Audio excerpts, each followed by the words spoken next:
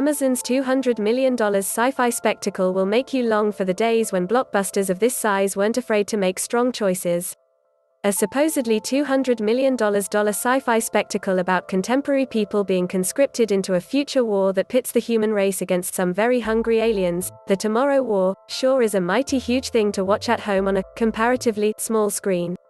And yet, strange as it is that this summer's biggest original blockbuster is skipping theaters altogether, a result of Paramount's COVID-related decision to salvage its investment and sell the movie to Amazon, it can feel even stranger that something this anodyne and algorithmic wasn't conceived by a streamer in the first place.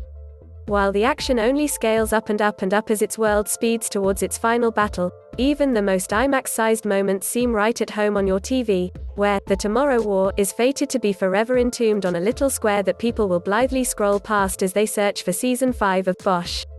Which isn't to say that The Tomorrow War is bad. It boasts a clever premise, a killer supporting turn from Sam Richardson, and an uncommonly well-defined sense of place for such a murky CGI gloop fest. Credit to director Chris McKay, who knows his way around digital environments and has more than earned a taste of that sweet Bezos money after his brilliant work on the Lego Batman movie.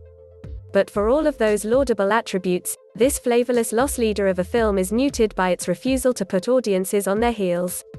It's pretty wild when a movie about people getting sucked into the future against their will and repurposed as cannon fodder never once makes you think, well, there's something I haven't seen before, but such is the grim reality of our present.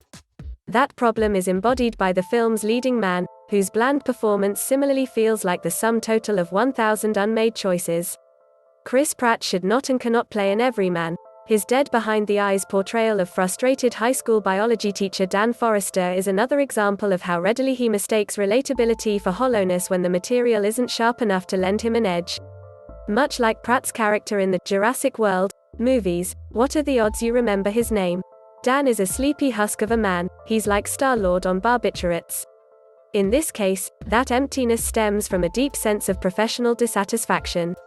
I am meant to do something special with my life, he sulks to his luminous wife Emmy, Betty Gilpin, and neglected young daughter Murray, Ryan Kira Armstrong, after being passed over for some fancy government job, but the only remotely special thing about him is that his chest seems wide enough for each of his pecs to exist in different time zones.